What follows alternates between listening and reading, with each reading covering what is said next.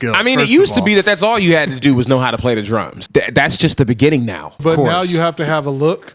You have to know how to record yourself, both audio and visual. You have to know how to mix yourself. You have to know how to use the camera angles and the lights and everything just right. You got to know what's popping on social media. You got to get on your TikTok. Wow. You got to be out here, rocking with the China Communist Party. Let's go. What? No. Whoa! Sorry, hot take alert. Well, I mean, that's all TikTok is. We on TikTok giving out information to China. Chinese propaganda. No, anyway, moving on. Jesus Christ. Where did I find these guys? Yo, what's happening out there, TV land? Yo. We out here. This is the Music and Them podcast with Legendarius 51 and Samuel Phelps, a.k.a. Sam God. Yo, it's your boy Damani, and I'm the founder of DrumTrax. Yeah, this is on the DrumTrax app. Download DrumTrax app right now. Get your skills together. Get it right. Today we're going to be talking about the skills of the modern drummer, skills of the modern musician, if you will. I mean, it is 2022. It's 2022. Let me guess. You're going to say, you got to know how to play drums. I mean, it helps. That's part of the battle. Yeah, that's the most important skill. I mean, it used to be that's all you had to do was know how to play the drums. Yeah, you just had to get good at being. And we're saying that as if it's easy to get good at the drums. It's not necessarily easy to be dope on the drums, but that's just the beginning now. That's just the beginning. Now you have to be good at the drums. Well, you've always had to be somewhat personable. It helped. People skills. Sure, the soft people skills. But now you have to have a look. You have to know how to record yourself. Both audio and visual. You have to know how to mix yourself. You have to know how to use the camera angles and the lights and everything just right. You got to know what's popping on social media. You got to get on your TikTok. Wow. You got to be out here, rocking with the China Communist Party. Let's go. What? No. Whoa! Sorry, hot take alert. Well, I mean, that's all TikTok is. We on TikTok giving out information to China. Chinese propaganda. No, anyway, moving on. Jesus Christ. Where did I find these guys? No, you have to be able to know how to move around on social media and be able to move around on all these different platforms. You have to know so many things outside of just knowing how to play the drums. I mean, I guess that is definitely true because even in on the local level, there's a lot of people who are playing with tracks, and when I say tracks, they're not plugging in a CD or just their iPhone and playing along. Well, the guys who are playing drums on the street, that's what they're doing. But in terms of using software and having a knowledge base of how to use a DAW so that you can know how to program and put shows and arrange shows together in software, that's like literally the standard now. I remember back in the day, like 2009, 2008, when I first got Pro Tools. And like I was playing shows with Vadia, but we were just playing with the band at first and performing at different places and church events and in LA and stuff like that. But I remember I watched a concert and Beyonce was on. There was a concert on TV. I don't know if it was HBO or whatever. There's a concert. And I was watching it and I realized that Beyonce's background vocals sound just like Beyonce, even though she has background singers. And I was like, those background singers can't sound that much like Beyonce. Straight up. I think that's Beyonce singing background for Beyonce while Beyonce's live. Yeah. Right. And the people in the background, they're just props. Or maybe their mics are on and they're blended in so much that you can't hear them. But you do hear, I said, so how much more of everything else is in the track? Then I got the bright idea that I was like, maybe we should, like, I have a laptop. We could bring the laptop. We can plug it in. And so we started doing that. And I remember being one of the first people, because I hadn't seen anyone else do it. We were one of the first people that I had seen do that in church. And people would look at me like, who do you think you are coming in here with a laptop and an interface talking about what you need to plug this in? And bro, we're not doing all of that. Just play. Right. Just play.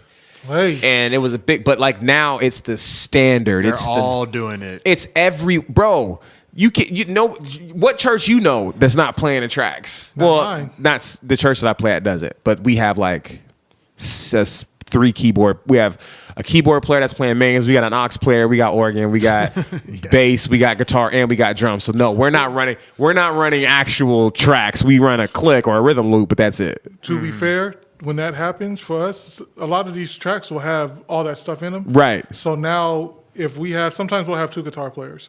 But whenever this happens, I always am like, hey, find whichever guitar is doing this and turn it off. Yeah. Because I'm playing that part. But, if you have it all covered, all you need is the loop. Yeah, that's all we have is the drum loop at that. But most other churches that I've seen, especially the CCM ones, because I actually think that CCM music is unfair to the house band that's playing there, because the house band that's playing there usually only has like 4 pieces: the bass player, the guitar player, the drummer, and the person playing keys. But in CCM music, you have like 72,000 different guitar parts that are happening at the same time, because some of them are just effects where they're going whoa, but it adds this ambient thing, and that's why they have the tracks there. I'm not saying it's bad; it makes perfect sense, but it used to not be that way.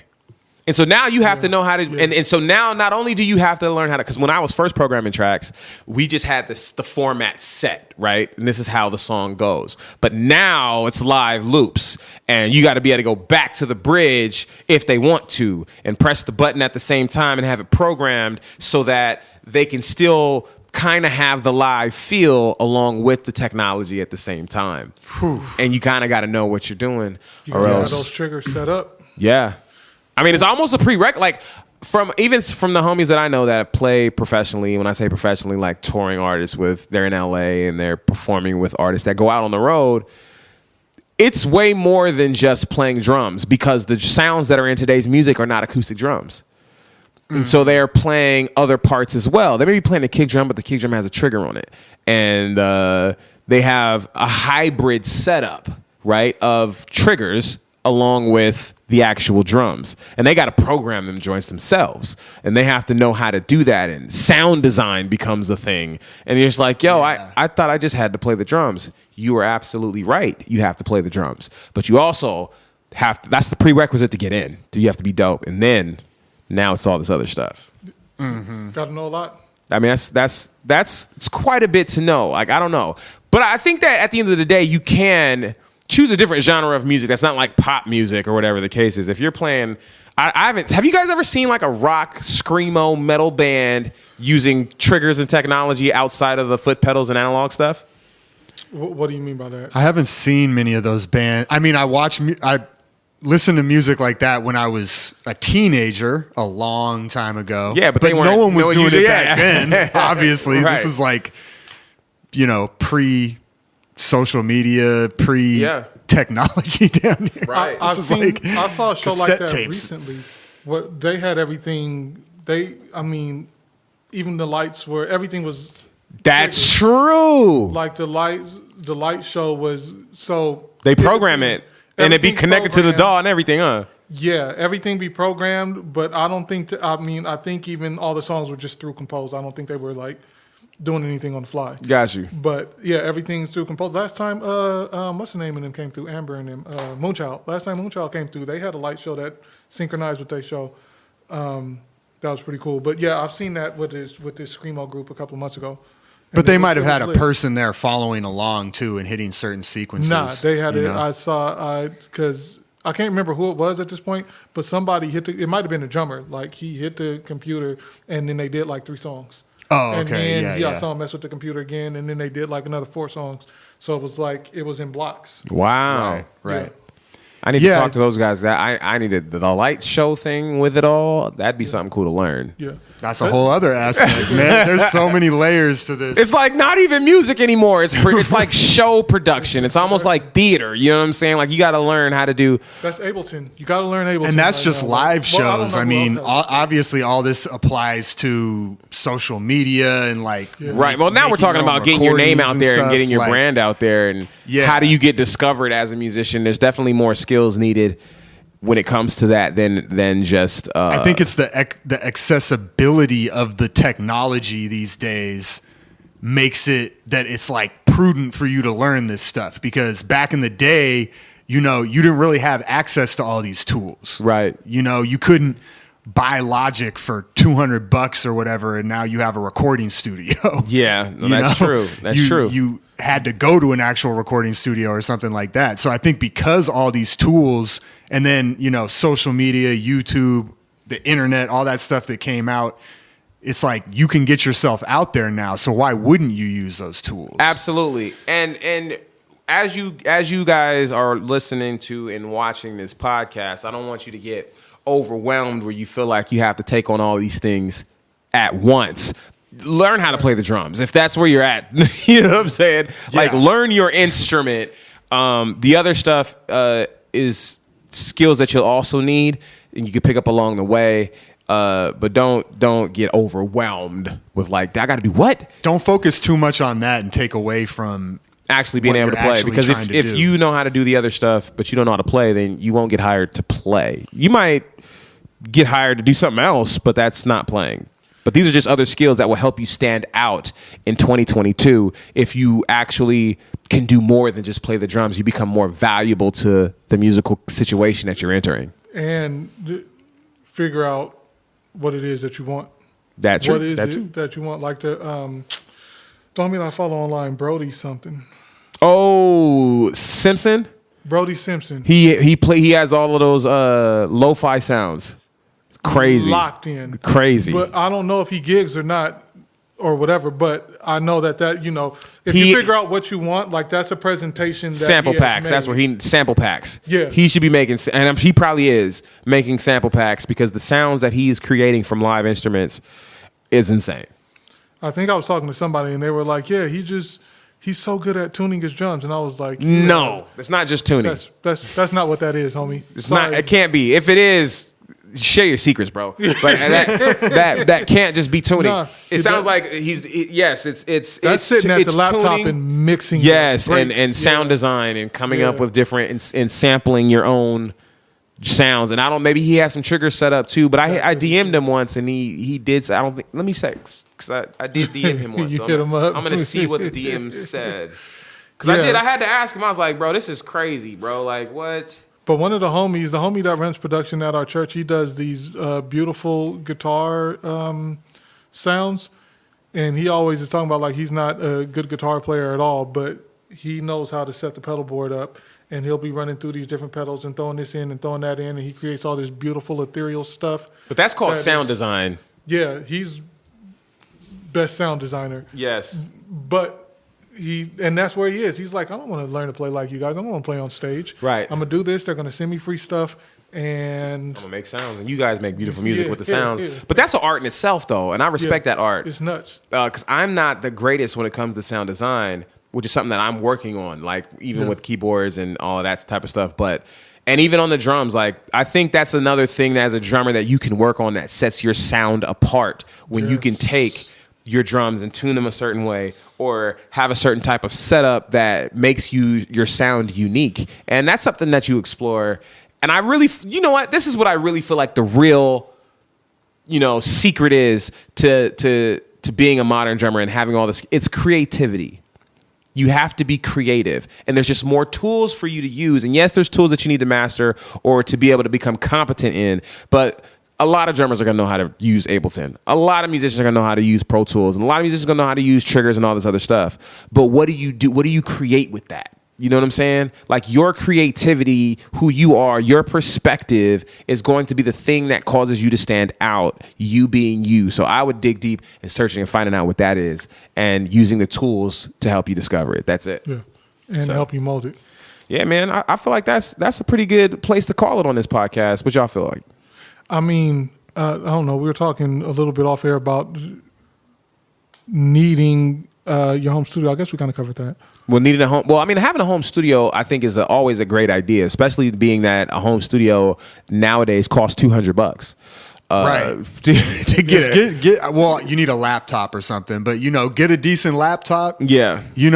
Get you an iPhone. You probably already got one. If you have an iPhone, you actually have a studio in your iPhone. Straight up. You have it comes with GarageBand and everything else.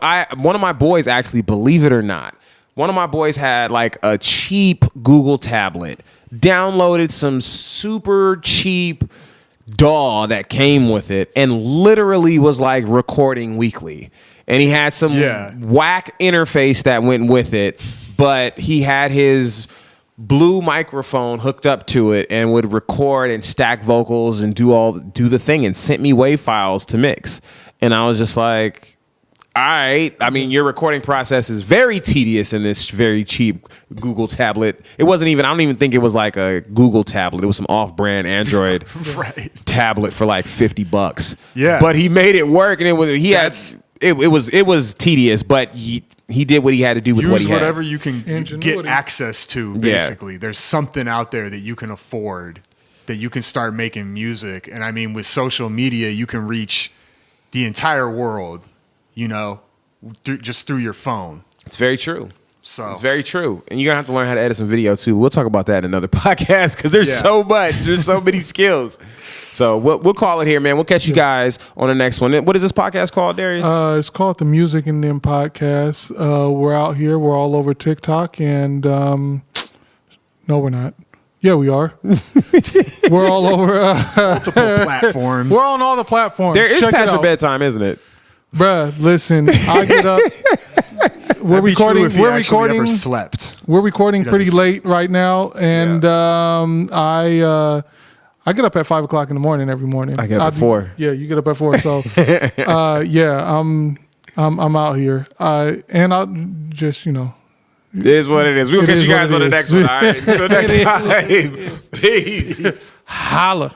Fam, it's your boy Damani. I hope you enjoyed the video that you just watched, and I hope you liked the video. I hope you left a comment, and I wanted to invite you into DrumTrax Premium. We literally have over 350 drum lessons, over 300 by now, drumless tracks, a community in the private Facebook group of drummers that we go live with and do live drum coaching every single week. We want to help you find your voice and explore your creativity on the drums. We can do that with DrumTrax Premium. It's only 99 cents to sign up, so you can find the links in the description of this video, and if you're looking for more content, you can click one of the videos that are showing up on the screen right now and check them out. All right, fam? I look forward to seeing you in more videos, and I look forward to seeing you in DrumTrax Premium. All right, fam. Peace.